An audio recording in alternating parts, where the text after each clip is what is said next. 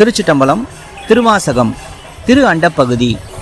எஞ்சா இன்னருள் நுண்துளி கொள்ள வெஞ்சுடர் வெள்ளம் திசை திசை தெவிட்ட வரையுற கேத கூட்டம் கையற ஓங்கி இருமுச்சமயத்து ஒரு பேய் தேரினை நீர்நசை தரவரும் நெடும்கண் மான்கணம் தவப்பெரு வாயிடை பருகி தளர்வோடும் அவப்பெரும் தாபம் நீங்காது அசைந்தன.